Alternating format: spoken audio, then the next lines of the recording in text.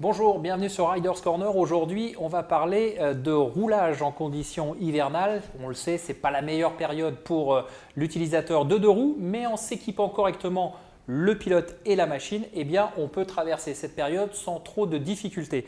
À mes côtés, Guillaume. Salut Guillaume. Bonjour Eric. On va pas rappeler, double champion de France, double vainqueur des 24 heures du Mans Moto. L'équipement, là aussi, comme en endurance, c'est important, surtout en cette période où on doit composer avec une météo qui est souvent très défavorable. Oui, exactement. Il y en a beaucoup qui doivent rouler tous les jours et qui ne peuvent pas laisser la moto dans le garage l'hiver. Pour ça, on a des solutions, heureusement. Et on a développé beaucoup de produits qui vont vous permettre de rouler en toute sérénité.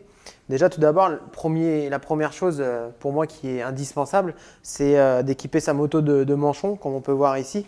Ça va vous permettre d'être à l'abri du vent, d'être à l'abri du froid, de la pluie, mais aussi de garder des gants assez légers qui vont vous permettre d'avoir un meilleur feeling sur tout ce qui est freinage et accélération et d'être forcément plus en sécurité. D'accord, donc ça c'est vraiment pour les mains. On va rappeler qu'éventuellement pour les plus frileux, on peut monter aussi un tablier, que ce soit sur un scooter ou sur une moto, ça existe. Après, concrètement, une fois qu'on s'est protégé les mains, il y a d'autres systèmes également qui peuvent s'additionner bien évidemment aux manchons. Je pense notamment aux poignées chauffantes. Oui, exactement. Donc ça, c'est vrai que c'était un produit avant qui était assez cher parce qu'on n'en trouvait pas beaucoup. Maintenant, c'est un produit qui s'est énormément développé. Donc forcément, le prix a diminué aussi. Et que ça soit chez ART ou chez Oxford, on peut trouver des poignées chauffantes pas trop chères pour un très bon confort. C'est assez facile à brancher, ça se branche directement sur la batterie. Donc ça, c'est une opération qu'on peut faire assez facilement. Et il y a un réel confort. Ça ne va pas vous chauffer les mains, mais ça vous permet d'avoir des mains à température moins ambiante. Donc, Guillaume, là, tu viens de nous parler des poignées chauffantes, mais il y a d'autres accessoires chauffants qu'on peut monter sur sa moto. Oui, exactement. Il y a les tapis de selle ou la selle chauffante, d'accord. Et pareil, ça se branche directement à la batterie.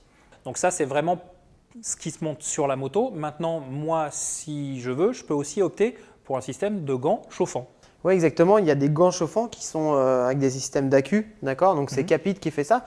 Ils font des gants chauffants, ils font des gilets chauffants. Donc ça va vraiment vous permettre. Le gilet chauffant, c'est ce système-là, en fait. Ça va vraiment vous permettre de rester à bonne température. Donc c'est de système d'accu, ça fonctionne très très bien. Oui, c'est moins contraignant parce qu'auparavant, les gants, il fallait les brancher. Là, on est vraiment en autonomie complète. Ouais, vous êtes en autonomie complète. Et puis c'est vrai, d'avoir des gants branchés, c'est toujours un peu délicat en termes de sensations. Donc là, vous gardez les mêmes sensations que si vous aviez des gants entre guillemets normaux. Alors là, on a vu des équipements qui, entre guillemets, demandent un investissement un petit peu important quand même, puisque des vêtements chauffants, c'est quand même un certain budget. Maintenant, si je n'ai pas le budget, il y a quand même des solutions efficaces, mais plus économiques, on va dire. Oui, il y a des solutions plus économiques. Donc on va avoir tout ce qui est sous-vêtements qui va nous permettre de garder la température corporelle. Donc ça va être des sous-vêtements en deux parties. Il va y avoir des chaussettes aussi, des sous-gants, il va y avoir beaucoup de choses. Donc je crois qu'on a un choix très large pour vraiment rester au chaud durant cet hiver. Donc on voit effectivement ce que tu viens de nous dire. Là, on a le haut, il y a également le bas, ou alors tout simplement la combinaison intégrale qui est peut-être plus optimale dans sa fonction. Oui, exactement. Donc ça, c'est vraiment des vêtements techniques qui vont servir à garder la chaleur corporelle. Ça ne va pas vous réchauffer, ça va vous garder la chaleur corporelle, mais en même temps, ça va vous laisser respirer. Donc ça veut dire que vous n'allez pas être en dessous tout en transpiration.